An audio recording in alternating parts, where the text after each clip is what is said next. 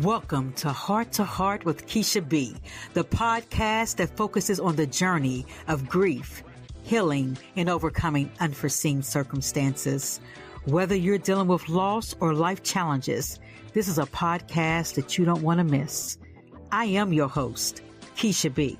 So take a deep breath, open your mind and your soul, and sit back as we embark on this journey together.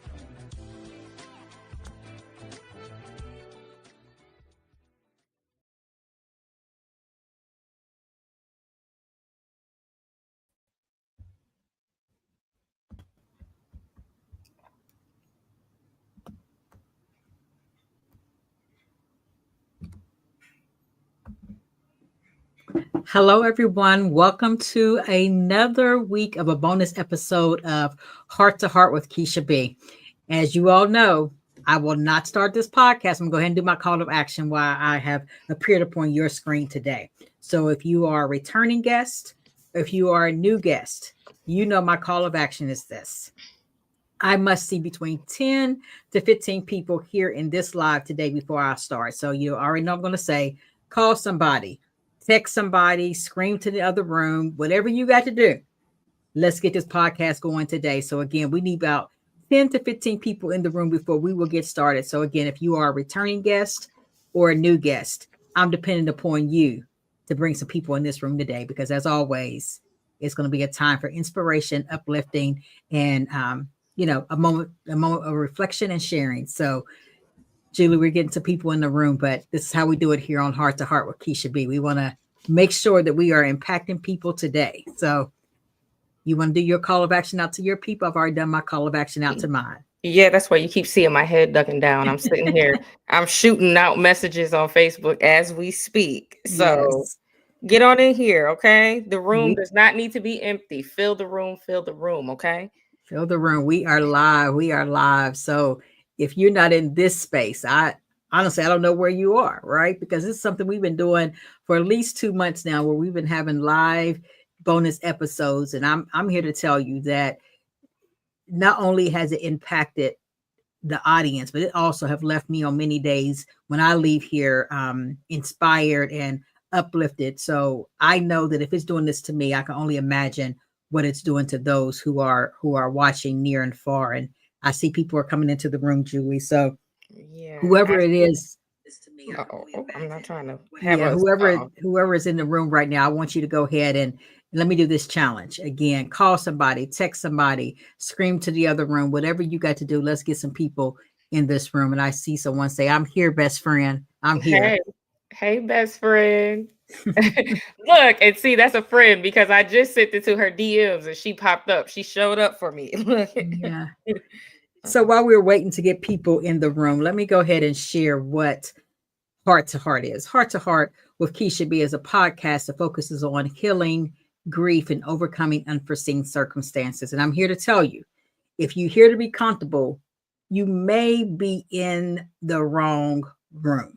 But I'm still going to encourage you to stay, right? But if you're all about uncomfortable conversations, you are in the right space, because again, this is a live, uncut, raw episode. And sometimes there's some feet that stepped on, but it's okay, because I've never known someone to leave this room and say, "I'll never come back." So again, if you are in this space today, you're in the right place. Right now, we have about 6 more. We have 6 people. So we need 4 more. 4 more. Turn to your neighbor and say, "Neighbor, join this live." Okay.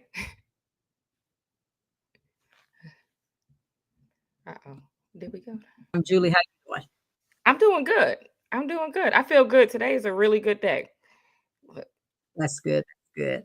As you all see, we have Julie. I don't know if anybody can see Julie's shirt. She'll talk about this later, but I'm seeing some letters that read DETROIT. I see Detroit is in the building. If anybody know Keisha B, you know that is where I reigned from.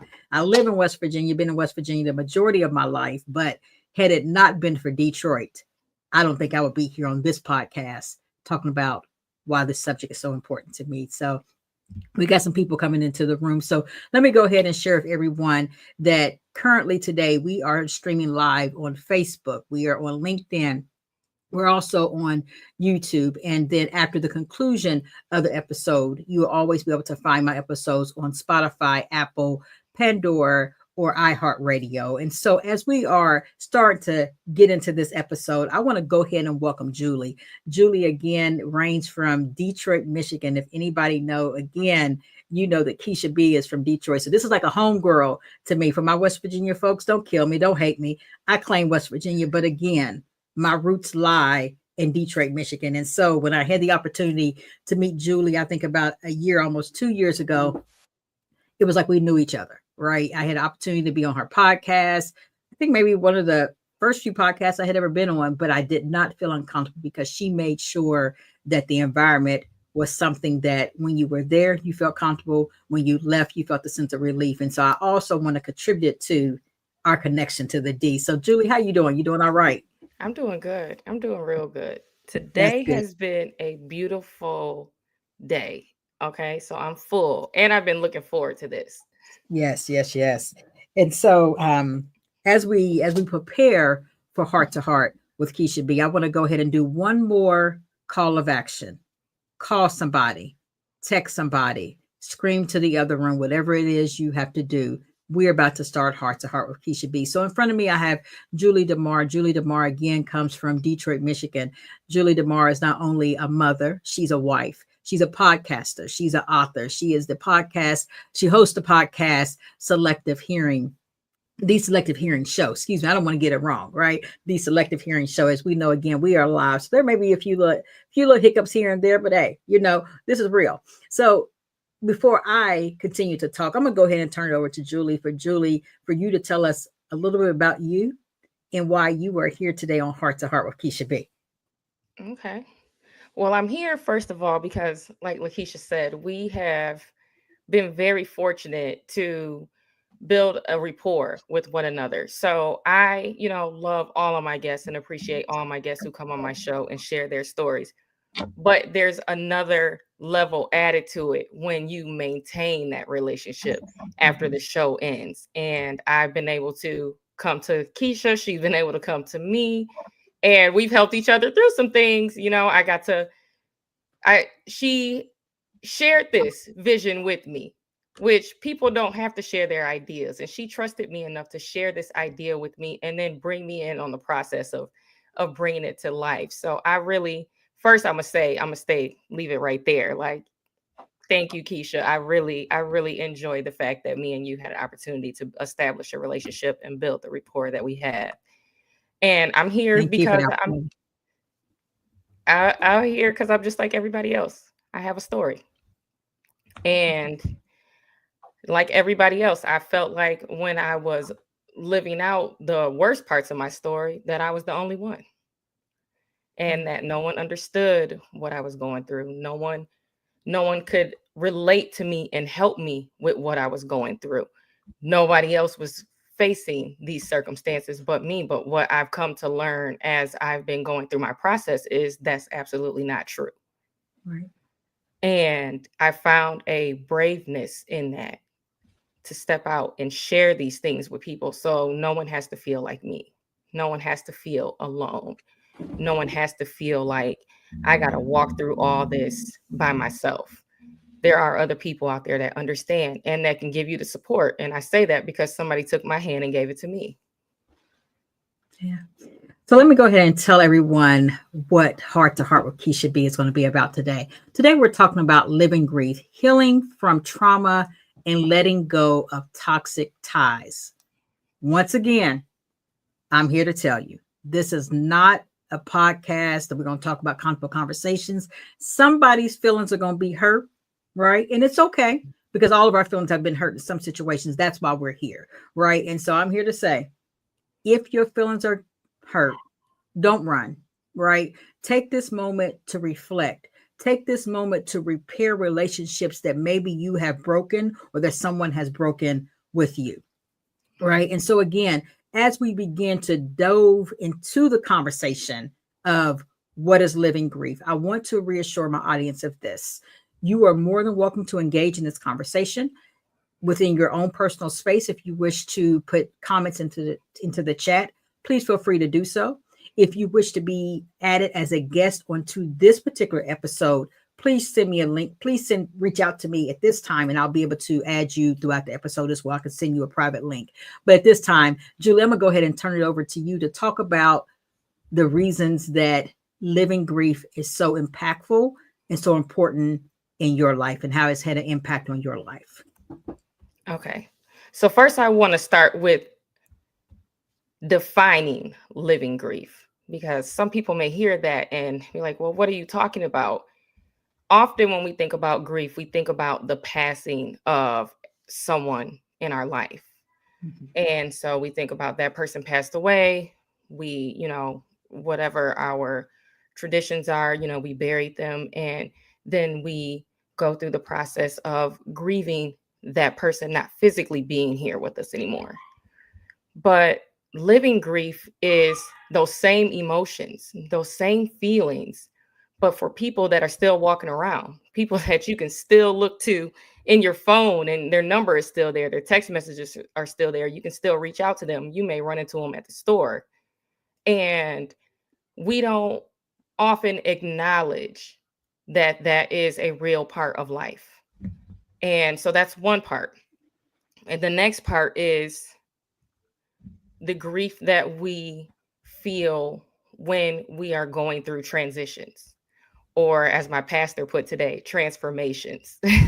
So when we really commit to being healed, when we really commit to being whole, we lose our former self. That has to be put down in order for us to really become a new creation. So if y'all haven't heard it in my talk today, I am a believer. So if we go to church a little bit today, that's just what we're going to do. So what I'm saying is, when my old self came to pass, so did a lot of the living relationships around me.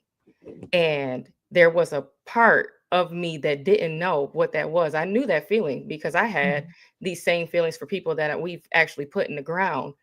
But to feel that for people that are walking around, that are stealing your phone, that are showing up to the family reunions, that are down at the Thanksgiving dinner, okay? How do you process that? How do you process the anger? Because we know anger is associated with grief. How do you process the anger of knowing that your loved ones are never going to change and you have to move away from them? So that's what we're getting into tonight. All right. So Julie, take us there. Take us to little Julie, right?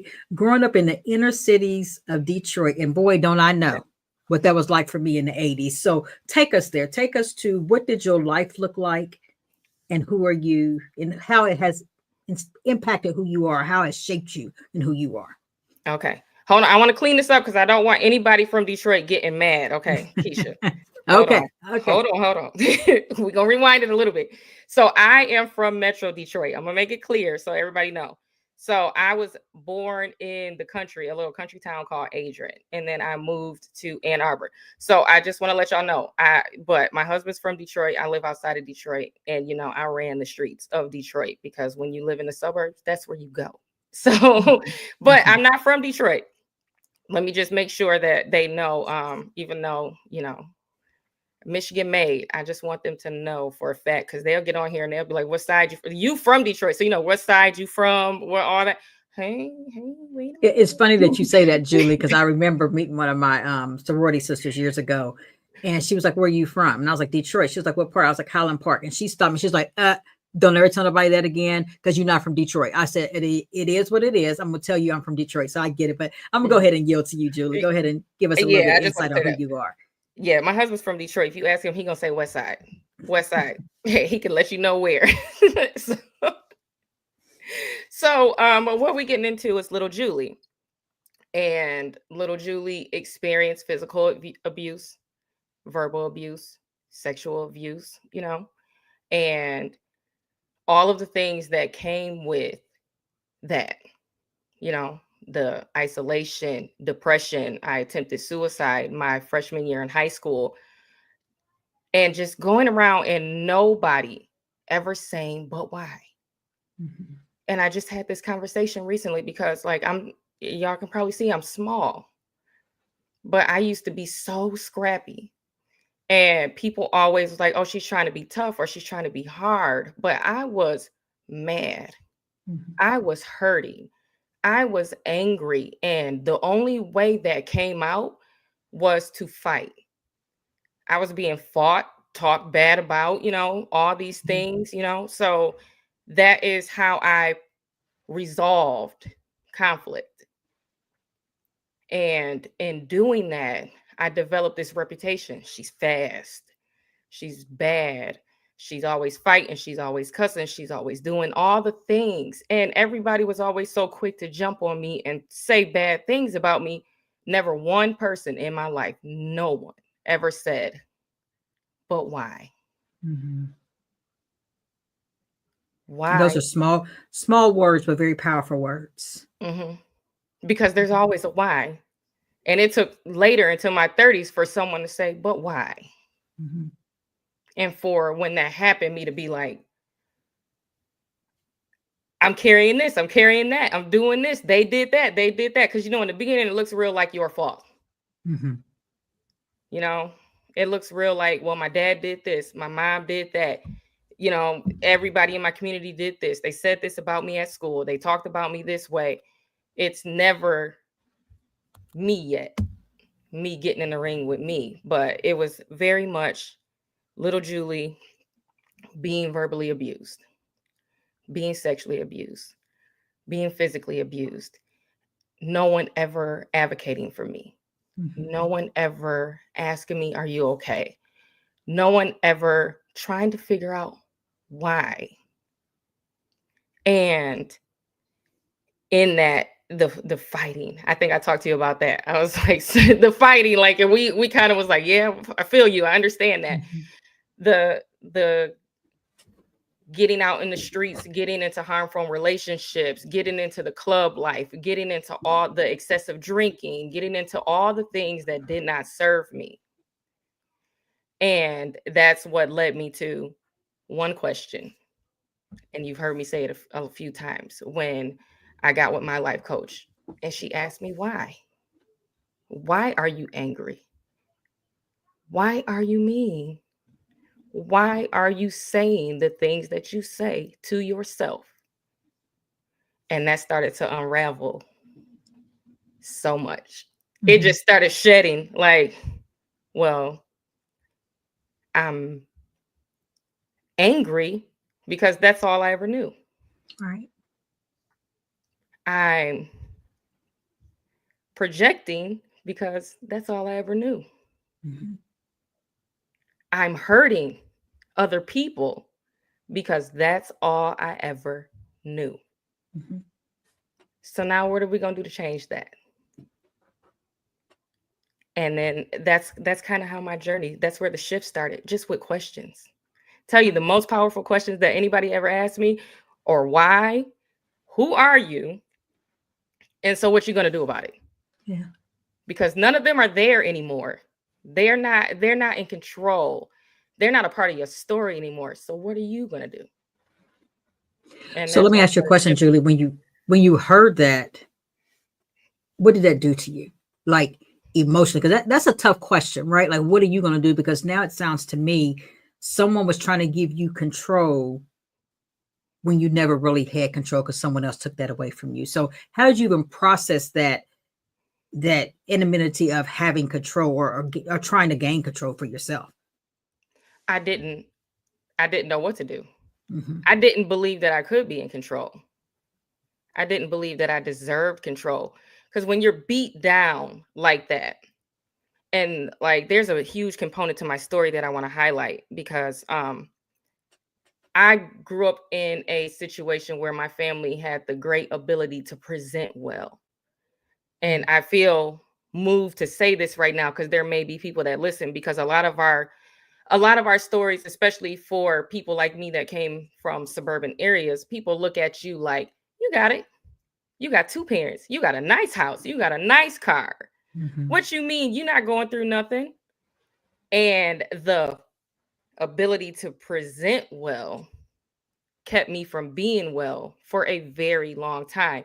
I know a lot of people listening. Okay, tap them like buttons if you heard this. What happens in this house stays in this house. Don't you go out there and tell my business to nobody. So when you're raised under that thumb, and that's what you're taught, and you're, let me find my words. Like I'm raised in that. I'm learning that. That is the culture that's been established in me. When you have somebody look at you and say, you're in control now, what are you going to do? You don't believe that. Mm-hmm. I didn't believe that I was worthy. I didn't believe that I could. I didn't, big thing, know how. So what happened was I had to be shown that. And another thing came up. Someone told me, you are in control of you. So no matter what somebody else says to you, no matter what somebody else is doing to you, as long as they're not physically like attacking you, you are in control. So when you're up in a situation where you want to fight or where you want to argue or do something, that's how you exercise this thing that we're talking about. What you gonna do? Walk away? Shut it down? Not shut you down, but shut it down. I don't gotta be a Right. part of this.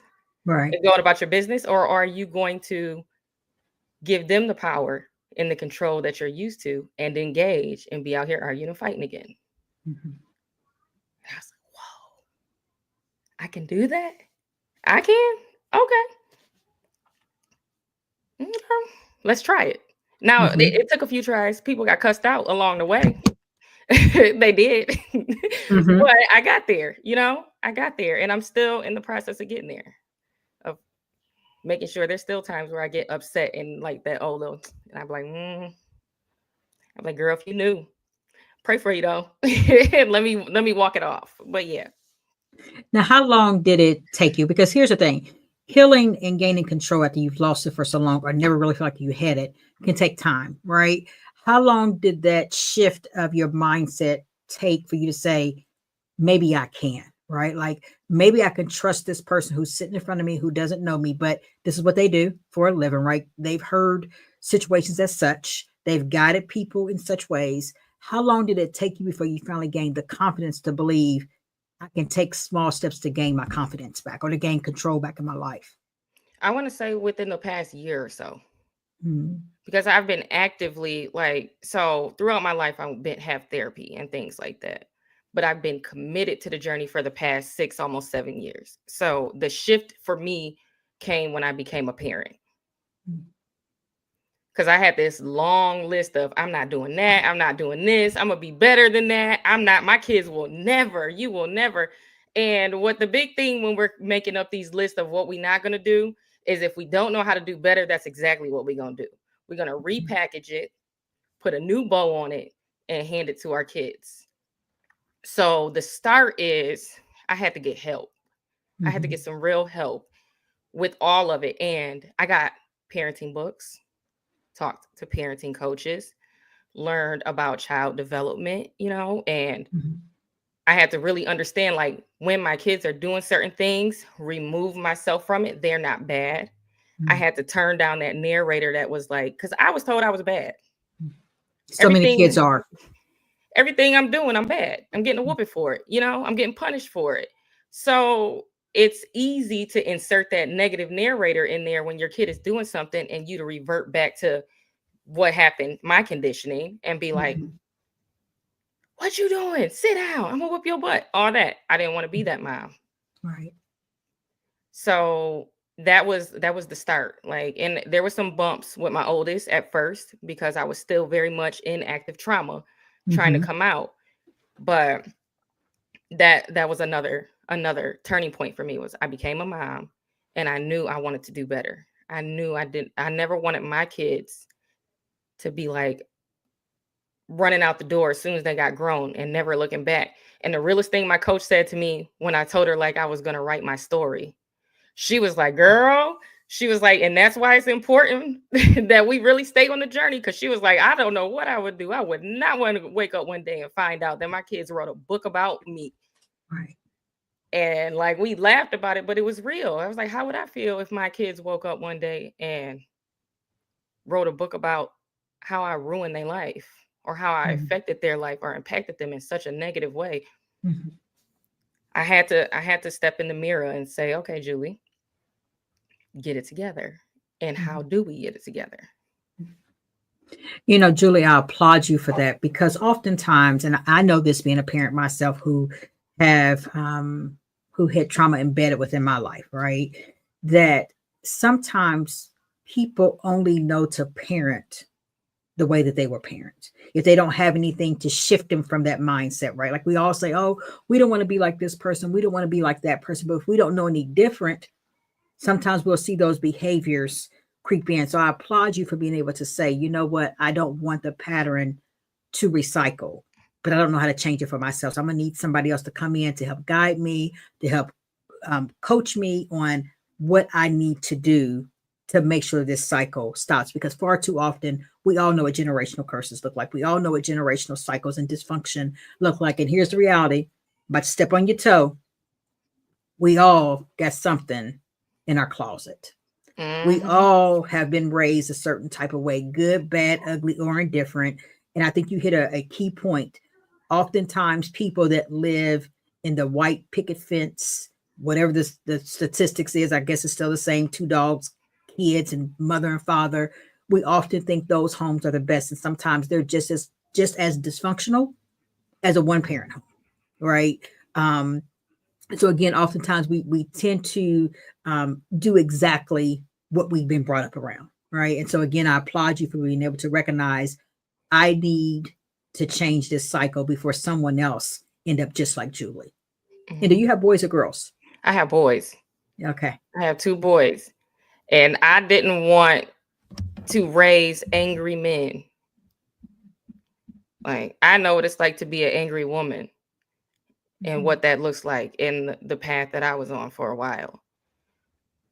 It's very easy to lose your son out here, especially in our community, just from having emotions and not knowing how to check them. And I was like, I'm not going to wake up one day and I get a call about my son getting in a fight and getting hurt, getting in a fight and losing his life, getting in a fight and hurting somebody or taking somebody's life, going to jail. I was like, if anything in my power. Now, we do know, like, we can still give everything to our kids and they can make their own choices. But I know anything in my power, I am not going to let that be my baby. I'm not going to let my baby be walking around so hurt that he wants to hurt other people. Right. Because the old saying still rings true. And I say old, but it's still new. Hurt people hurt people. No matter how much we try to run away from old things, they do resurface. Hurt people hurt people. And as we talk about our stories being very similar in nature and some component, right? I so relate to the statement that you said that, you were going through so many things and nobody ever asked you the question of why. Nobody really understood. So everybody started looking at you as you got an attitude, you have this, you're getting in trouble because you're just a bad kid. And I say that because I can recall probably just about 3 or 4 years ago, right? My sister was like, but you got it all together. You're doing this, you're doing that. Why do you keep saying that something was wrong? I said, because nobody ever asked me what was wrong. That's why. Right? Like, yeah, I have my degrees, I have all these things, but nobody ever took the time out to ask this little girl who was fighting constantly, who had an attitude constantly, what was wrong, And so just asking those questions, like you said, of what's going on, it may only take one person to ask you why. What I hear you saying, Julie, is that you just needed someone to ask you that because you was ready to tell, but nobody ever took the time out to ask. It was right there. It was right there the whole time. And it just kept getting pushed down further and further and further until I exploded. And the first major explosion I had was my freshman year in high school. I took a bottle of, if anybody knows what niacin is, I took a bottle of niacin and like, I don't know, Tylenol, ibuprofen, something like that. And I felt so much pain in my chest. I felt like my heart was going to explode. And I remember that in science class, we talked about niacin, and it makes you itch. And if you take too much, it makes your blood vessels expand and it can make your heart explode. And I was in so much pain. My heart was so broken that I took a bottle of niacin to try to make my heart explode, to try to ease myself from that pain. And my little sister came in the room and I told her goodbye. And she went and told, like, Julie just did this, you know? And my dad rushed me up to the hospital, and they gave me charcoal and some other stuff, you know, and kept me in there to clear it out and all that. And after I did that, you know, they was like, well, you're going to get put on a psych hold, or you got to go to therapy. You have to do all these things. And I was told that I did it for attention. I wasn't serious. I didn't really want to die. I was told that I did it for attention. That was a moment right there to say, why? Right. Why do you feel like you need to do this? Why do you feel like this is the only way out? And then, like, this is another thing that I looking a certain way for me has made me always feel like that's a curse too. Because when people perceive you as pretty or good looking or anything like that, they think that you got it all figured out. So I tried to kill myself over the weekend and was back in school on Monday, and I have this good looking family, and I look a certain way, and I got on nice clothes and all this thing. You send me back to school and everybody thinks I'm fine. Right. So how do we, and this is a big thing for me now, especially for everybody listening, how do we get to a place where we stop when we see people behave in a certain way, or when we see people doing certain things? How do we get to a place where we stop the internal dialogue that we have, the perceptions that we created about what is going on with them, and step into their reality and say, hey, okay, what's wrong? Why? So let me ask you a question, Julie, because this just came to mind. And again, probably gonna step on some toes. Was there ever a teacher or an educator that may have known something was going on, did or did not reach out?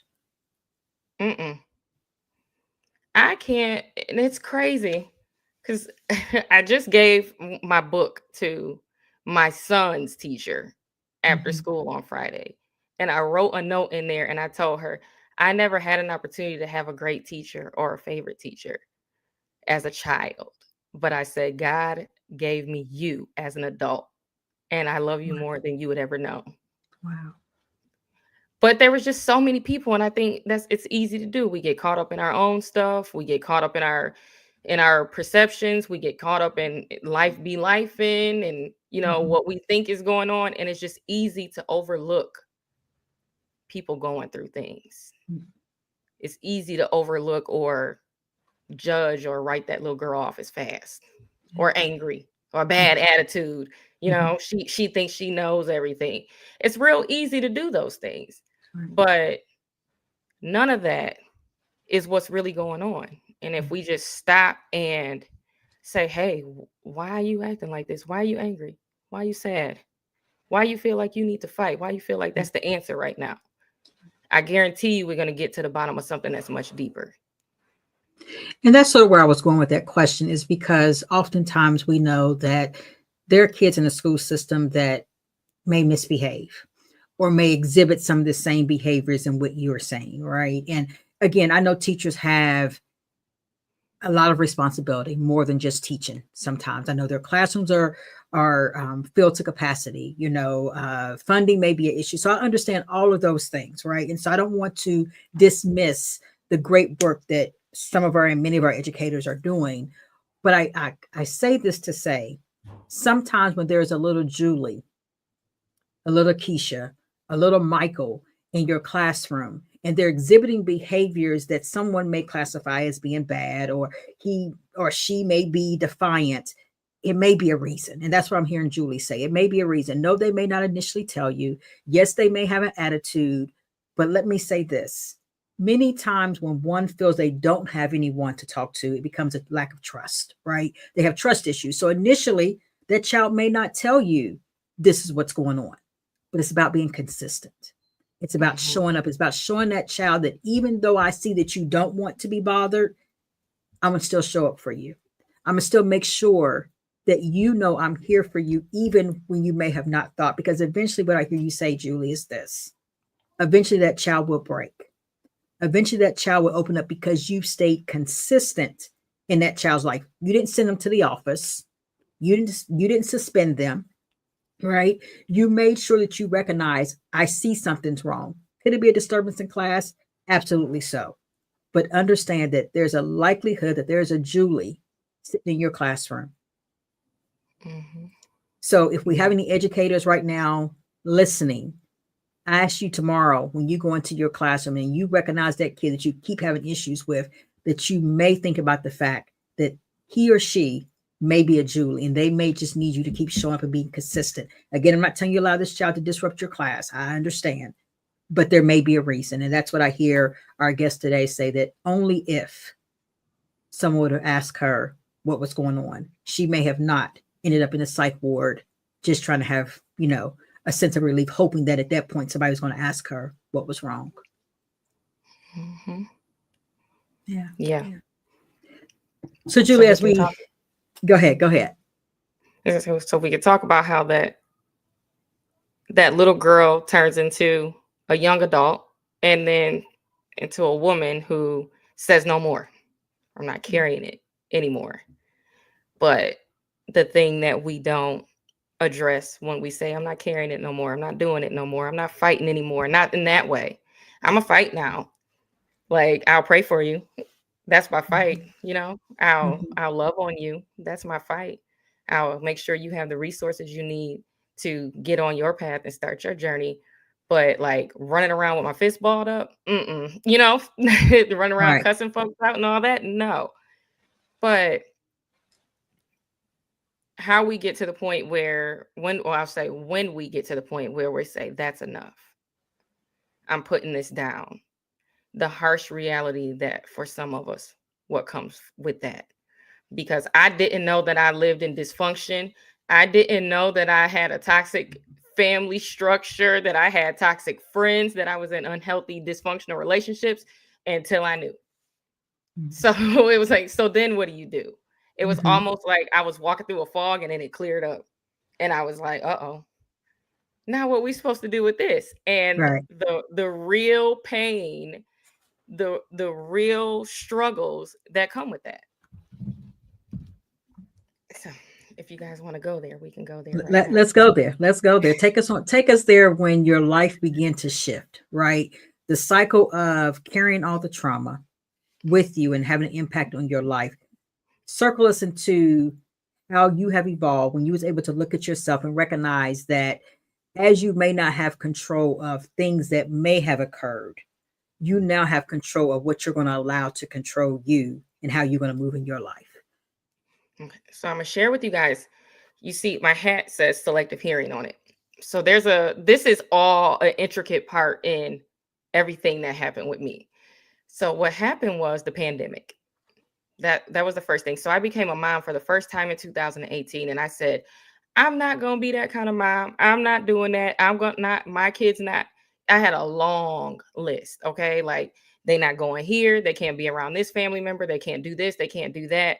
But the list was just because I knew what those people were about and what was going on, and there was like more of a trauma response. I'm Mhm. scared. They hurt me. They're gonna hurt my baby.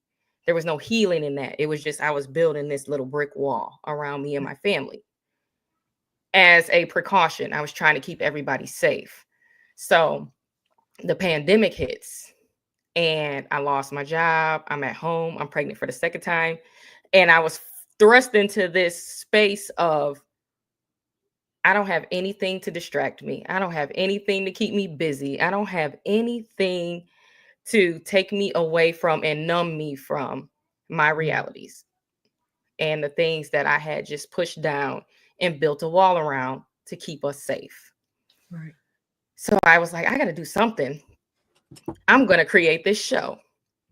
And I'm going to talk about the things that we're not talking about, the what happens in this house mentality, the things that happen in families that we keep secrets, the training that we are and the behaviors that we're giving our children, and how that is really detrimental to them being healthy, to their health. So I get online, and this is what I do, y'all. I start trauma dumping. I'm thinking I create this show. I create all of it. I'm going live like this every single Thursday at 7. But I'm not, there's no structure, there's no healing. There's just rah, rah, rah, rah, rah. Listen to me, because I've been unheard my whole life, right? I've been unseen my whole life. I feel unworthy. And somebody in the comments said, you need some help. Like, how about we try a little therapy? Wow. And I was like, I don't need no help. I'm fine. I deleted the comment and everything. Who are you talking to? Right. Like, I got it all. I got the kids. I got the husband. I got the house. I'm fine. And I sat in that. And then I was like, oh, am I really okay? Keisha, I was like, in the mirror, had a hole. And I just start screaming, I'm not okay. I'm actually not fine. There's something going on with me. And I don't know what to do with it. I don't know where to put it. I don't know how to heal it. I don't know, like at the time, my relationship wasn't very strong with God. I'm sorry, I'm trying to look at y'all right here and I'm looking at Keisha's eyes. So you're fine. Like this. But I'm looking at the camera and Keisha. So I'm trying to be here with everybody. But the thing was, I was like, is it happening because I'm not strong in my walk? Is this happening because I don't really know what's going on? Is this happening? It's just all these things. And I got help. And I just took all this help, all these questions to help. Like, this is what's going on. This is what happened. They did it. It was a lot of they did it. And yes, they did. Let me make sure I'm not taking anything away from anybody. They did do it. They did break your heart. They did disappoint you. They did hurt you. They were inappropriate with you. Everybody who did something to you, they did. And I'm not, taking that away. But the big thing that I want you to understand is they did that. But now what are you doing with that? And that was a point that I came to. It was like, yeah, I hear a lot about what they did, but where are they now? Right. Okay. Are they in this room? Are they in your house? Are they with you and your kids every day? Because a lot of it was like, I was so guarded. It's like, I hear you putting up these barriers. I got to be safe. I got to be safe. I have to keep, myself away from this harm and that harm and that harm. I'm creating literally doomsday level circumstances. Right. And none of that was happening. So it was like, okay. First thing that I needed to do was I needed to look at everything that happened to me and how that contributed to my behavior as an adult. Okay, so you didn't really know any better. Right. That was all you knew. So now you're learning to do better. What I need you to do is forgive yourself. Forgive yourself for all the things, all those self-inflicted wounds when you didn't know any better. When you didn't know that you didn't have to fight. And I'm saying this to somebody that is in pain right now, or somebody that may know somebody in pain. I want you to understand this. Forgive yourself. Tell them to forgive themselves for all the things that they did when they didn't know better. When you didn't know that you didn't have to fight. When you didn't know that, hey, it's okay. I'm safe now. I'm not there anymore. I can protect that little girl. I can tell her, sit down. It's all right. And I got this. Forgive yourself. And then this is the hard part. Forgive the people that did it to you. Big thing that I did learn was forgiveness does not mean reconciliation. So this is how we end up with living grief, or like I see in the comments, no contact. Because I learned that I can establish boundaries. Boundaries for myself, boundaries for my family, and boundaries aren't, if you do this, a punishment. You did this, a punishment. And that's why it's important to forgive yourself and forgive the other people. Boundaries are, okay, for me, I assessed the relationships and the people around me. And if I noticed, because once I saw myself, I saw them, that they were still moving and living in dysfunction. They were still operating from those spaces of trauma. They still didn't know better, that I cannot be around you. So my thing was, hey, I love you, I forgive you, but your behavior could hurt me.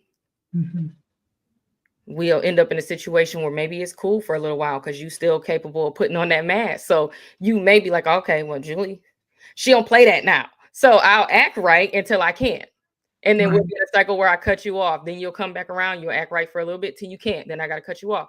So my thing is like, I love you from a distance. Okay. I forgive you, but I don't have to reconcile with you.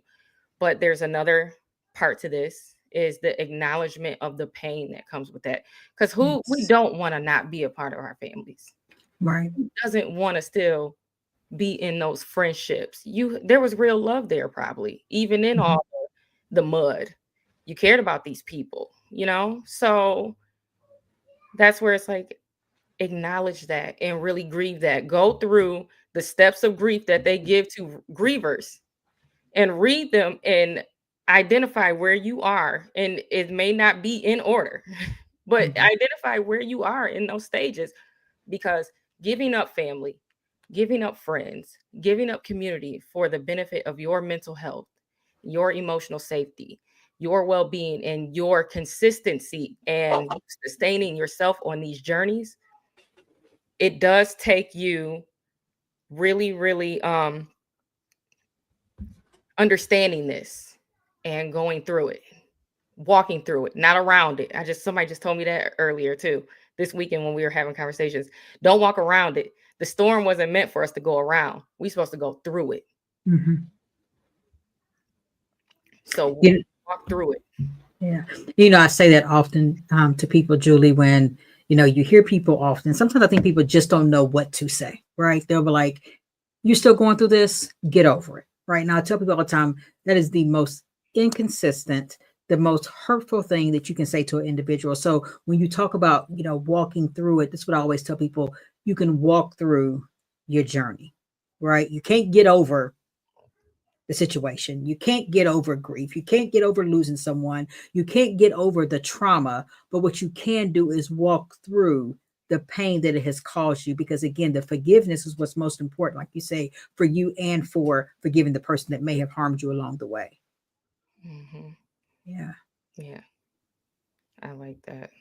I like to see anger, shock, denial. Yeah, all of it. All the signs of grief right there. Yeah. And I lived in anger for a long time. And there's a lot of disappointment because you want the people to change. And some people, oh my gosh, okay. Nancy Nungari, I have to say it slow so I make sure I say it right, came on my show the second season. And we talked about the only thing in life that will always be consistent is change.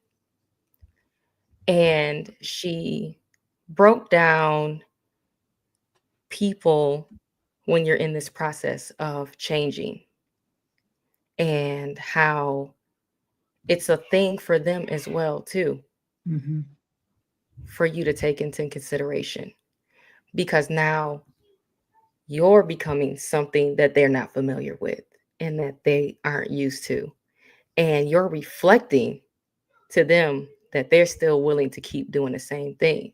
And there's automatic conflict in that. Yes.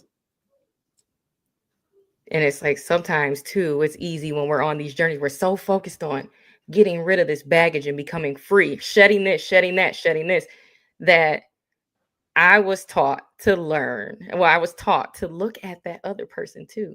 Right. Because they're grieving you too. And they don't have the tools and the skills and the things that you're picking up and the strategies and taking along the way with you.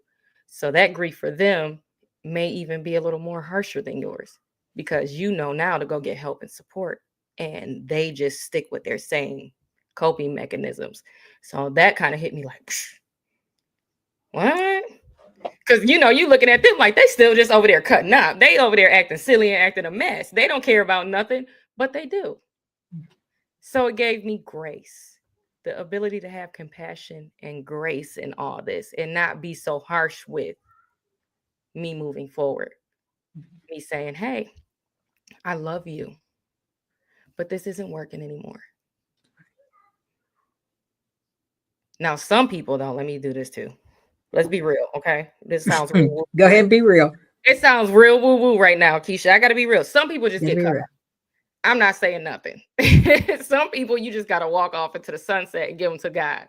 But to those who you really hope that we can do this thing called life together, a compassionate conversation where you extend grace and understanding to the fact that when you walk away from this, they are going to be sad too, is important. I think you hit a word that I often share is grace, right? And I think what you're saying is that as you are healing and you are moving on your journey, recognize that the person that you may be leaving behind may have their own trauma. They may have their own stuff, and so it's about understanding that it doesn't mean I don't love you, right? It doesn't mean that I may still not talk to you, but right now we're walking on different paths, but still give each other grace in the midst of shifting who you are and who you're becoming. Yeah. And sometimes that's hard. I know, for my own personal journey, I share with people often that I'm very mindful that over the last 4 years, I have changed a lot. Some people like it. Some people don't. Now, what I'm about to say may be my ego. I really don't apologize for it. Right. I am who I am at this moment, good, bad, ugly, or indifferent. I'm here because I've had to shift. Trauma does that, right? Trauma puts you in a whole state, a whole different mindset. And who I am today, I don't have space. Let me say it again. Who I am today, I don't have space for stuff I once truly didn't have space for, but allowed space to be a part of my life. Doesn't mean I don't love the people that I no longer really deal with, roll with, hang with, talk to, or better yet, they don't talk to me. But I give them grace to know that we're all on our own individual journeys and still love them. But like you say, when you move in a way to begin to heal, there's things that you have to leave behind. As we often hear that everyone is in your life for a season. A season may not just be 4 months that we're used to having on the calendar. Season may be for however long it's meant for them to be in your life. And when that season's up, those leaves may shake from that tree. Yes. I want to read some of the comments here, Julie. As I said at the beginning of the episode, please feel free to engage in the comment section. I see that we have Sam. She says, I'm going to put it up here so everyone else can see it as well. Sam says, I used to be so sad and brokenhearted. Now I'm more bitter and angry at the fact that angry at the fact that I would have never done that to you. Yeah. So sometimes that's hard too, looking at, Sam, like you say, realizing that we all want to be treated a certain way, right? And it hurts us to know that people don't treat us the way that we deserve to be treated. Let me say that. And then when you look at it, you're like, well, man, I would have never treated that person that way. I love them. I thought they loved me, and how dare they treat me that way? And Sam, as I say to others, and I'll say to you as I read some of your comments, I don't know who you are. It seems to me that you are on your healing journey. Through that, grief and healing go parallel. And so as you're on your healing journey, know that some of the same symptoms that arise through grief may also arise through your healing process. And grace, I see those capitalized words there. Show yourself some grace as we all walk through this journey called healing. I'll share that with all our audience. I don't know what each and every one of you all are going through. I don't know where you come from today as you're listening in on this podcast, but there's been some key words that's been given here, and that's grace and forgiveness. And I understand sometimes that's hard because you're human, but it's about making you a better person throughout your healing journey. Mm-hmm. Can I take y'all to church for a second? Take us there, baby. Take us there. Because I saw somebody early on say, take us to church. They ready. Okay, so this came up. This is crazy because this came up. My kids, they go to a Christian school, so they had something that's called Special Person Day. And during Special Persons Day in one of my son's classes, they had a conversation about Lot, and his wife turned it into a pillar of salt.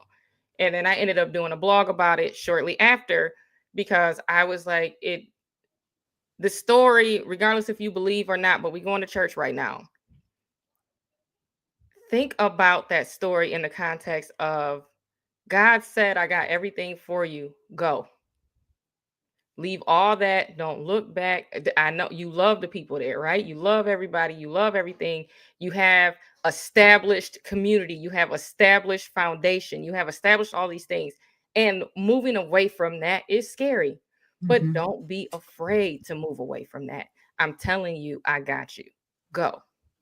And she couldn't let go of the fact that this wasn't going to work for her anymore. This wasn't going to be a part of your life. You couldn't take this with you into your future and have your future be abundant. So she turned around and went back. And she turned it to a pillar of salt.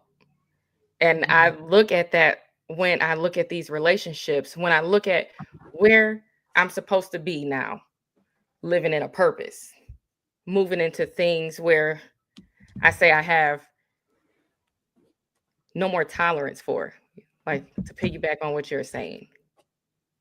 Your standards and your expectations are growing and shifting. And with that comes less tolerance for the things that don't fit into that purpose, for the things that don't fit into that walk.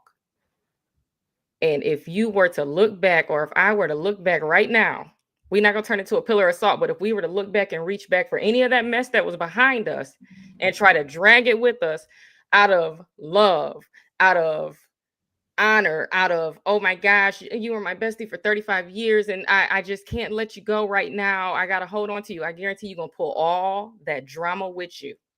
And it's either going to stop you or it's going to slow you down for getting to where you need to be. So, like, you can't look back. I know it's hard. You can't pull those people with you. I know it hurts. But if you want to live, and this life is short, you know, like we don't know when we leaving. Yes. So if you want to live every day in your fullness, if you want to live every day moving towards your purpose, if you want to live every day pursuing what has already been written, you got to leave that mess behind you. And you have to find a way, find the resources, find healthy people that can help you. Don't ignore it. Don't numb it. Don't hide from it. Don't run from it. Find people that can help you feel safe with walking through that process so that you can come out on the other side and live your life whole, complete, and free. And it's not easy. Okay. I'm in a season right now. It's not easy. But guess what? I got new strategies in this season than I did before. I got more tools in this season than I did before. I got Lakeisha in this season. I done sent her some message like, girl, I'm tender right now, but it's important to have that. Just like you had those people that were your community, that were your support system, that were a part of your foundation and structure when you was living in chaos. Now go find new people to be there with you while you living in health. Right. And wealth. And in safety. Julie, 1 second. Julie, I'm about to go here. I'm about to step on a few more toes. Y'all can keep hearing me talk about toes. So I hope your toes is pretty tender. I don't mean to mess up your toenail polish or your Nikes or whatever, but I'm about to step on some toes. Here we go. Sometimes folks believe that they got to put up with other people's stuff. And let me classify who those other people are. Sometimes folks believe they have to put up with family's stuff because they're family. Sometimes people feel like they have to put up with family stuff because there's blood along the way. Right. And so then when I hear these things, and this is not talking about anybody's family in particular, not mine either, but why is it that we feel as people that we must put up with family and all their stuff affect our mental health, affect our physical health. But as soon as somebody on the outside, hello, I'm taking you to church for a second. As soon as somebody on the outside of your walls do something, you ready to fight, right? Why is that we can't look at the fact that regardless of who it is, we should be wanting to be respected, whether it's from a loved one, whether it's from a friend, whether it's from a foe, whether it's from anybody, right? So I say this to say that respect is something that we should expect from whomever. But far too often, a lot of people's trauma, hear me out, people. A lot of people's trauma ain't from unknown people. I'm scratching my head. Oh Scratching my no, head. no, no, Scratching my you head. said it. You If you're said seeing it. if you're seeing it, I'm sorry if your toes and got stepped on. But a lot of people's trauma ain't from unknown people. A lot of people's trauma is from people who say, I love you, people who are supposed to love you. And those are the same people that we have a tendency to find hard to walk away from. Mm-hmm. Hello. Mm-hmm. I may have stepped on somebody's toes. Oh Right? well, I'm going to get in there with you. Go ahead. But it's the reality, right? So I say that to say, again, I'm not talking about anybody's family. And if I am, it is what it is, right? This is it's about being uncomfortable. But why is it as people we find that we are going to be a little bit more I'm going to use a word for what it's worth, a little bit more patient, a little bit more understanding, but on the inside we're breaking. Go ahead, Julie. I'm gonna go ahead and turn it over to you because I may have to see some of these people walking down the street or something. I'm gonna go ahead and turn it Well, over no, to you. I don't want nobody. I don't want nobody jumping out their car upset on nobody. Okay, look, if it hurts, then do what was told to me. If it hurts, if you have any emotional reaction to this, where it's a nerve was struck, then you need to go sit down and find out why. Mm-hmm. What is that tugging at? And we have this thing. So y'all raise your hands if you understand. If you with me, if you heard it. Blood is thicker than water. It's this conditioning. Blood is thicker than water. Well, that's your family. Well, that's family. Well, Auntie done cussed everybody out every single Thanksgiving. Why we got to keep putting up with that? That's family. Mm-hmm. And why y'all keep inviting her? Or like the nasty uncle. Oh, well, you know how he is. Oh, everybody whispered for a long time. Oh, he was looking at this little girl, or there may have been a rumor about that little girl or this or that. Well, why are the little girls still around him? Mm-hmm. If you're concerned about his behavior being inappropriate, why hasn't anybody checked him, called the police on him? Why does it take years later? Now you got a whole bunch of little girls that are now grown women in the family coming out saying they were touched by him. We real quick to give passes to family, make excuses for family in the name of family. But the greatest thing that I learned is the people that you are family with are not necessarily or don't necessarily have to be the people that you are related to. Mm-hmm. Mm-hmm. You can create your own family. You can create your own communities. You can tear down that whole house that was built and come out here and build a strong, solid foundation. You get to determine what this looks like. And if it looks like being healthy, being safe, being surrounded by people that are going to hold you accountable, that are going to make sure that you are okay, then that's what it should look like. It doesn't have to look like that. I promise you, I don't have no kind of holidays with nobody if they act a fool. But yeah, take the turkey over there. It's not that serious. It's never that serious. Right. You get to choose who your family is, who your community is. You get to choose who you are. You get to choose how you're going to show up in the world.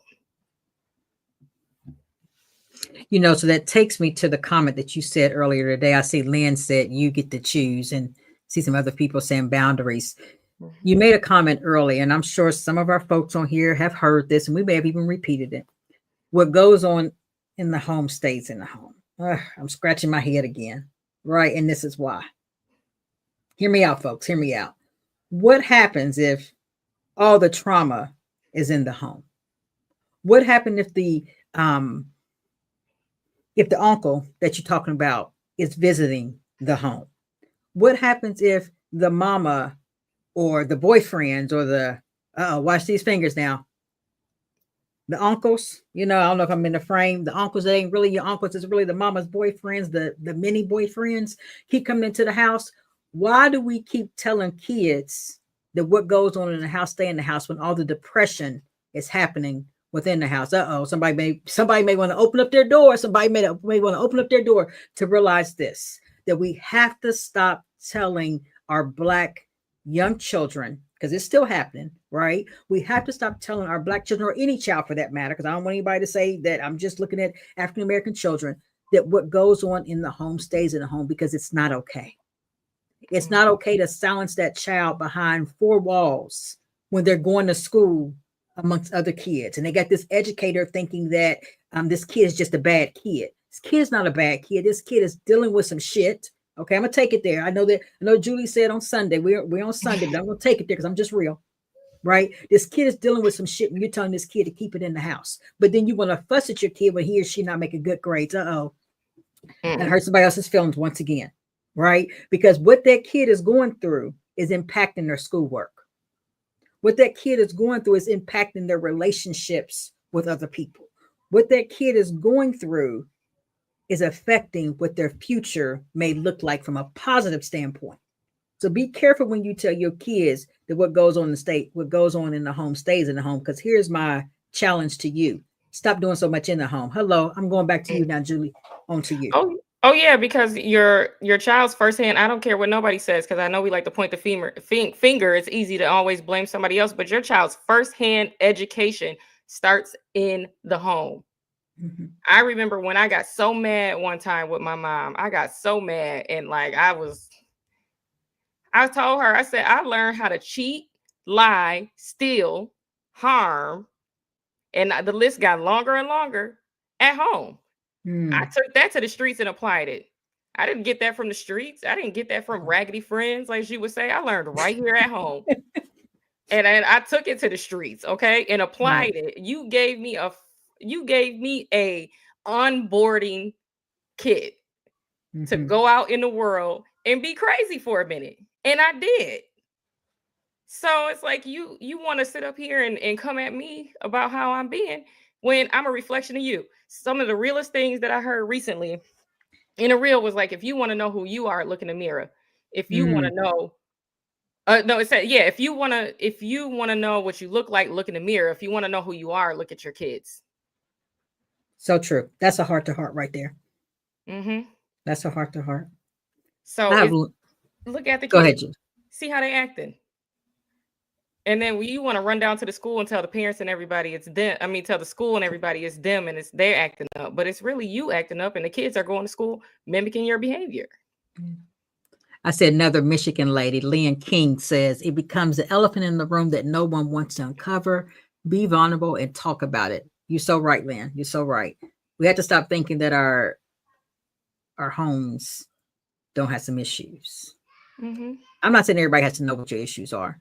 I'm just saying, and I think what Julie is saying is identify that there are some issues in your home. Break the cycle. And if you don't know how to break the cycle, ask for help. Right? In order to make a better society, in order to make life better for these children, we have to accept as parents, number one, that we're not perfect, and that we got some of our own stuff, and that if we want our kids' life to be better, we have to recognize that sometimes we could be, or maybe, some of the problem if you don't begin working on your own problems. Mm-hmm. Yeah, because I know that whatever they had going on came from something before them. Mm-hmm. And I just said it's gonna stop with me. Yeah. But I was on the right path to keep it going. Okay, I was for a second, but I made the decision, the choice, like we talk about, because we all have choices, to say, okay, I got to let it go. Mm-hmm. And I have to move forward. And like I said, this started, the first aha moment was in 2018 when I became a mom. The real work came during the pandemic when somebody was like, girl, you are crazy. You can get some help. Get some help. Okay. So we're talking, for me to sit here today, and I told you I'm still in the season right now, but for me to be here today and be sitting here this way, that's a long stretch. That's a few years of work. So I do want to point this out, that it's not going to happen overnight, but do not give up. Okay? Do not give up. So, Julie, I'm going to ask you this question. Oh, I lost you.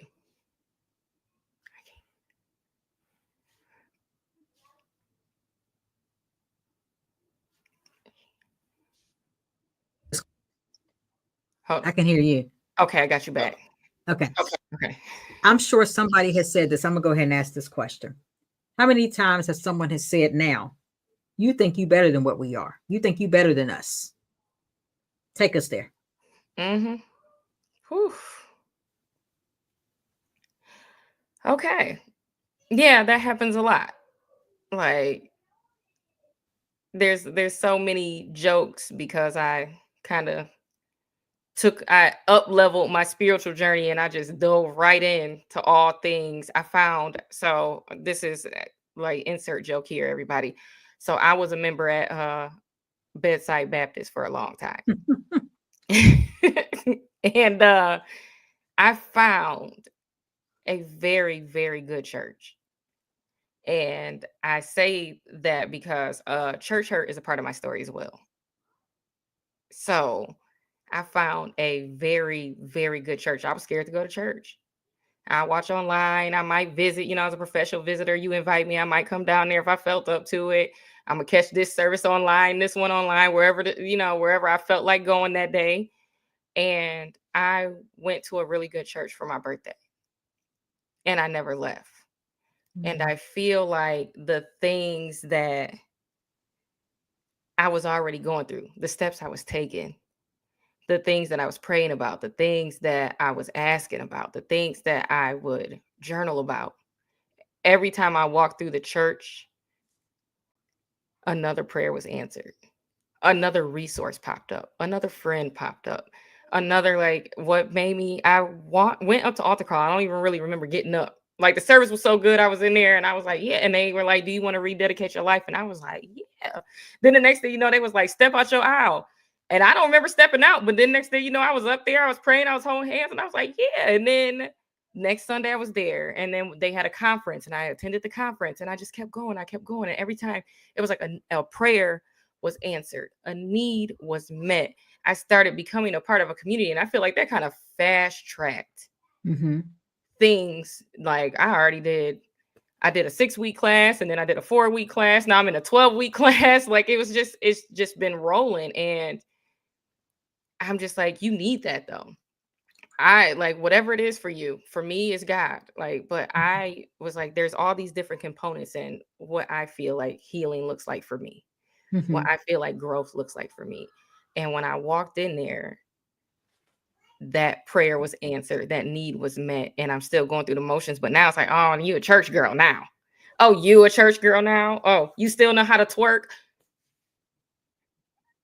Okay. Yeah, I'm a praise dance on you. Like, yeah, I'm laying hands different now. Don't play with me. But it's just, people, they try. And sometimes if it's the right day and I'm tired, I might be like, who you talking? You know what? That's not even really got nothing to do with me. That has everything to do with you and what you're not willing to do in your life for your life to be better. Right. So I'm not gonna take that on. Even though, like, I have had a couple days where I've been like, okay, but I'm gonna let it ride, because you got to deal with yourself the same way I Right. had to deal with me. And then I just go about my business. But it does happen. You think you better than everybody. Oh, you don't want to be around anybody. Oh, you only get, the guilt. The guilt. We didn't touch on it, but I'm gonna graze over it. You only get one this. You only get one family. That's your family. You only get one mom. You only get one dad. You only get those are your sisters. That kind of want to shame you. Oh, we can die tomorrow. All that kind of stuff. And you ain't talking to us like, you not no different. We family. No, I'm big different. Huge different. And proud. Say it with my chest proud. Okay. And like, so yeah, I've changed. And I pray that you will too one day. Yeah, I've grown. I pray that you will too one day. Yeah, I'm not the same. and I'm never going back there again. I pray that you get on this bandwagon too and find what this looks like for you. But it happens. And I ask that question because far too often when people begin to break generational curses, right? Obviously, you are bettering yourself. But when people are stuck in all they know, right? They don't know how to communicate different because it's a change, it's a shift that they don't know how to move in that space. And so that's why I asked the question of how often have you heard, so you think you're better? And so here's my statement to other folk. If you're the person who heard that, maybe your response should be, yes, I am. I'm better than the person who I once was, right? Doesn't mean that you're judging yourself or being judgmental of the other people, but what you're saying to that person that asked that question is, yes, I am. I am better. I'm better than my old self. I'm better than my circumstances. I'm better than my trauma. I'm better than all of that, right? And so don't see it as a slap in your face. Don't see it as a sense of jealousy, because here's the thing. The devil, whoever you may see your devil is, they'll find a way to get you upset. He'll find a way to get you off of your game, right? So whatever it may take, a small word can divert you back to that old person where you rolling your head, you're stumping your feet, you're cursing, you're doing all the things to put you back in the cycle, because the cycle is probably something that you've been dealing with for a long time, right? So let's look at it like this. If you're 25 years old and you only been healing for 2 years, you lived a cycle for 23 years of dysfunction. That was common. That was your norm. 2 years is a challenge because you're trying to grow into somebody different. So it's real easy, if you're not careful, to convert back to who you once were. So I say this again. If someone say, you think you're better than me, my response would be, piece of Keisha, heart to heart, Keisha B. My advice would be to tell them, yes, I am. Yes, I am better than my old me. Yes, I am better than my circumstances that I once endured. And leave it at that. Leave them left to worry about what you meant. Because here's the reality. People are going to continue to be who they want to be. Nothing you can do to change it. Yes, they are. And you'll see, spin the block when you start changing. Same people going to be there doing the same thing. You know, like talking about the same thing. It's not going to change until they're ready to change. Like, it's really amazing too how once you start opening your eyes up to different things, how you're like, wow. For me, this happened for me. I was just like, wow, like, how did I stay there so long? That was like a big thing for me. That made me really sad. Like, how did I stay there so long? So everybody, I'm 40. So I told you I started in 2018. That's a stretch. Sorry, I bumped my mic. That's a stretch of arguing, fighting, cussing, building walls. You know, that is a long time to live that way. So that's why, and I just like, wow, I'm glad, I'm grateful, I'm blessed that I had a shift in the narrative, but it did make me kind of sad. I had to grieve that too. Like, how did I stay there so long? Why didn't I think I deserved better? And then I had to go through that too. Here's my word to that comment. When you know better, you do better. Mm-hmm. Right? When you know better, you do better. As you may have known that that's not how you want it to be. Like you said, you didn't have the tools. You didn't have the tools to know how to begin to do better. So now I'm going to spin it to you to ask you, as we have people here that are actively engaging in conversation or just listening, right? Because we have several people that's coming onto the show. If you were to be able to share some tools with our listeners today, as they may be reflecting right now, like, man, I need to get out of this cycle. And I see that it's possible. What are some tools that you would share with our audience? And again, every tool that you have in your belt may not work for the next person. But what are some tools that you could possibly share with other people to help them as they begin to move into their next season of their life? Get a journal. That was one of the biggest things for me, was writing down, being able to sit there and slow my mind down and actually write down what I was feeling, what I was thinking, and then going back and reading that and like processing that. And if you can get a guided journal, get a journal that has strong prompts, because some of us don't know. You're gonna sit down with what I'm supposed to write, what I'm supposed to do with this, you know. So guided journals, I had one of those too that was like really, really beautiful. And it asked some hard questions. But those questions needed to be asked in order for me to get to where I'm sitting today. So even that, because I know sometimes too with mental health services, it's sometimes hard for us to afford them or whatever your circumstances. So you're like, okay, I hear about you talking about your coach did this, your coach did that. Yes, I was fortunate enough to have a life coach, but there was also something that I did. Creative expression. I became creative as a way to heal. Now, you sharing your story might not be public like me. It might not be in the form of a podcast and writing books and blogs and things like that, but you can draw pictures. You can paint, you can make music, you can do anything to release it, because you can't keep all this in. You have to let it go. And that was something huge. My podcast actually became therapy. And I didn't even realize that I was going to therapy every single week with every single guest, every conversation. In my mind, when I came around and started bringing guests on the show, I was thinking I'm helping them share their story so they can give resources to the listeners who may be in the position that we were once in, or in the position that we're in, so that they can get on their journey successfully. This is where my mind was. And because my mind, even in a season, was to help somebody else not have to go through it, was to share my story and someone else's, so that you can skip over that part of dealing with all that pain, anger, resentment, and all the things that, keep us in a place for a while. And you can just, that springboard into your destiny. I didn't realize that me being that selfless I was going to reap sowing that seed. Mm-hmm. And every guest, every therapist, every life coach, every minister, everybody that came on the show gave me something. Me and Lakeisha became friends, and she still gives me stuff. So it's just like, get out there and find that one person that you can talk to, that one safe person.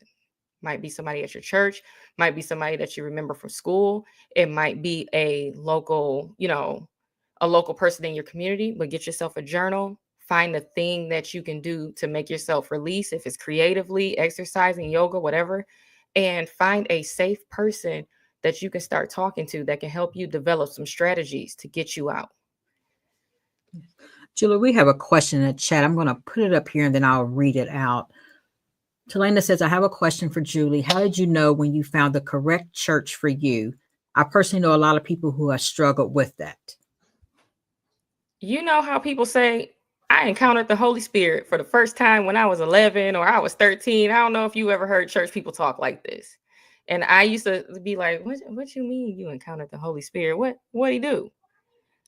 I believe that when I was in that church that Sunday, I couldn't sit down. I couldn't stop clapping. I couldn't stop crying. I couldn't stop singing. I couldn't stop dancing in my seat.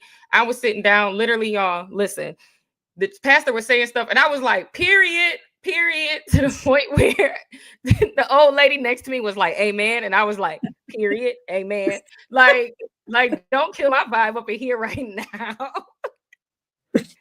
And when they did altar call, I was lifted out my seat. I feel I was guided to the altar.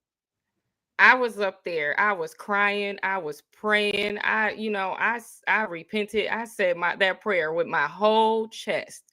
And when I walked out that church that day, I felt the need to go back. There was no doubt. There was no question. There was no feeling. And one of the pastors hugged me. The hug she gave me, this lady didn't know me. You hear about, so both about my pastor, him and his wife are both pastors. They're both the senior pastors of our church. So you hear about pastors or first ladies or things like that being a certain kind of way. We've seen them be a certain kind of way. They stand there every Sunday to talk to you, hug you, do all the things. And she hugged me. And the way she hugged me, I melted into her arms. Like I can't explain it. And I knew right there, I'm coming back. It just kept making me feel I'm coming back. I'm coming back. And I've been going back every Sunday. I've been trying to listen. If you in Michigan, DM me because they told me to bring 5 people to church. So if you want to go to church on Sunday, you can go get that experience for yourself. Yeah.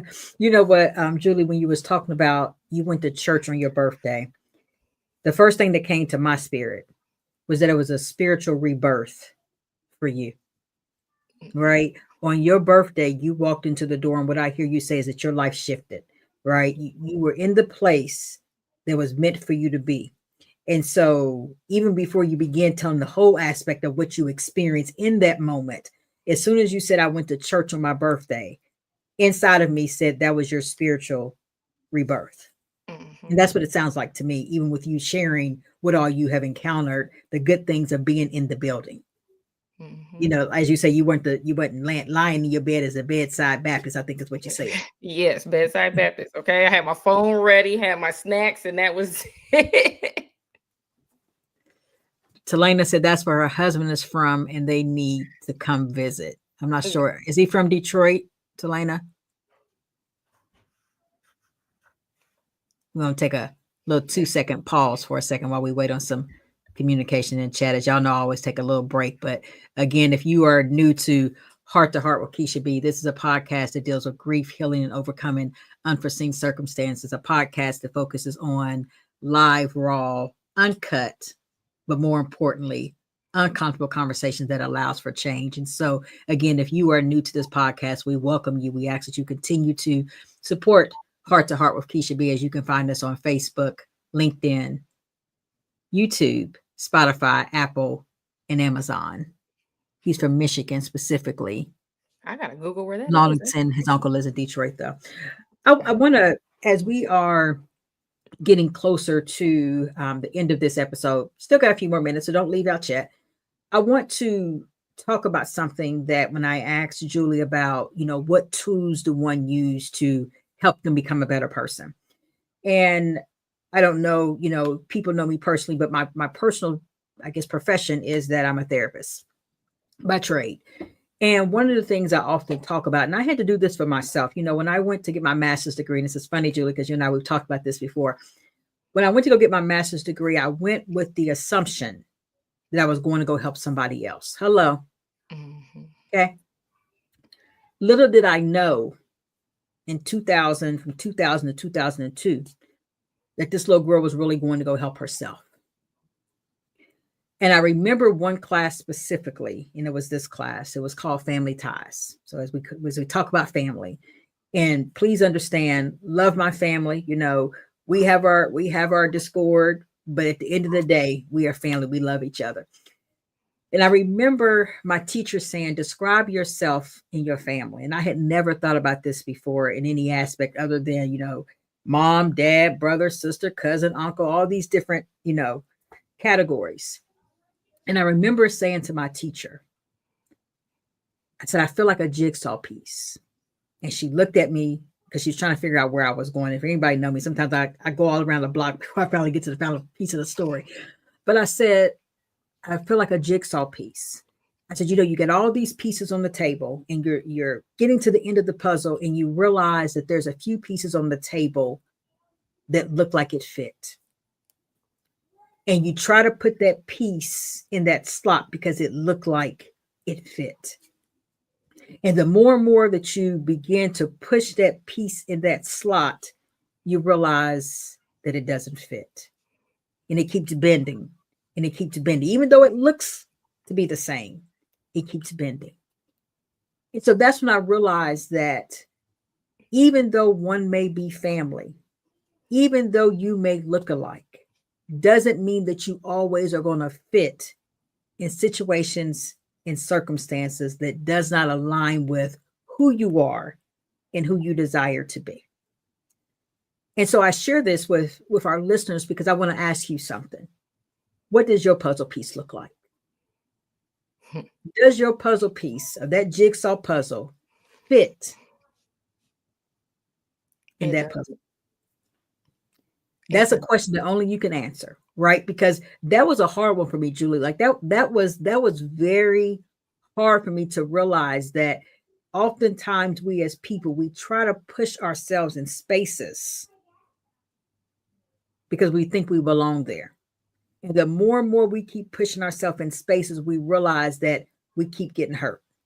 Or the more and more we keep pushing ourselves in spaces, we realize that we keep getting pushed back. Because some spaces, some spaces ain't meant for us to be in. Mm-hmm. And that's the challenge sometimes for us as we begin to heal. Some spaces ain't meant for us to be in. And so, again, I don't know what your puzzle piece look like. I don't know what your puzzle look like. But if you find yourself keep getting pushed back or not fitting in a space, it's okay to walk away and say, I don't belong there. That's okay. You don't owe apologies, right? Some places ain't meant for you to be. I see Talena said, I call it doors being closed, the right doors, though. You're exactly right. Exactly right. Yeah.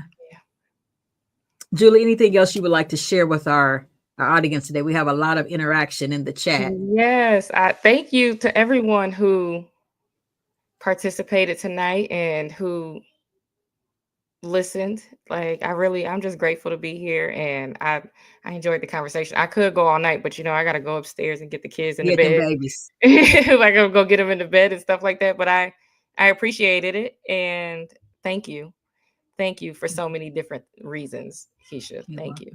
You're welcome. And as I share my last analogy with our audience today, as we are beginning to end Heart to Heart with Keisha B this week, is that begin cleaning out these file cabinets. And you may say, Keisha, where you're going with this, right? Our file cabinets are our life. Our file cabinets is all the stuff. Some stuff don't belong to you. Some stuff does. Begin cleaning out your file cabinet. Don't go to that top drawer, because the top drawer is the surface stuff. And that's easy to pull out that drawer, throw that stuff in the trash. The hardest part of our drawers to go to is that bottom drawer. We don't want to hurt our knees. We don't want to hurt our back. We don't want to stress. We don't want to cry. We don't want to be in pain. But if you truly want to clean out your file cabinet, that is your life. That is your trauma. You're going to have to go down to that bottom drawer, pull it out, clean it out, and that's where the healing begins. And so, as always, I hope that you've enjoyed Heart to Heart with Keisha B. As we say, you can find us on Facebook, LinkedIn, YouTube, Spotify, Apple, Pandora. We hope that you've enjoyed us this evening. We hope that you'll continue to follow us. As always, Heart to Heart with Keisha B bonus episodes. We try to come on every Sunday at 7:00 p.m. Eastern Standard Time.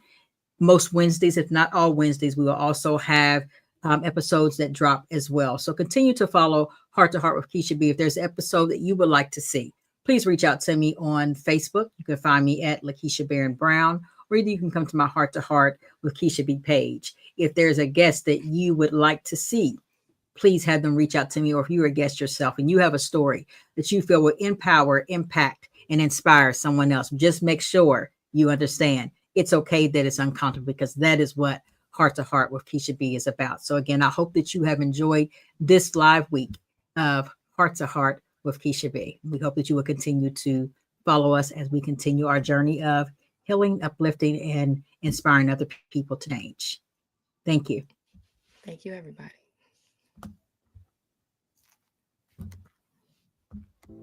Thank you for tuning in to Heart with Keisha B. Remember, grief may shape our journey, but it doesn't define who we are. Healing is not a straight path, but with every step forward, you're creating space for hope, strength, and new beginnings. If today's episode brought you comfort or clarity, share it with someone who might need it too. Let's continue building this community of compassion and resilience together. Until next time, take care of your heart, your mind, and your soul. Honor your journey and always know that brighter days are ahead. I am Keisha B, and this has been Heart to Heart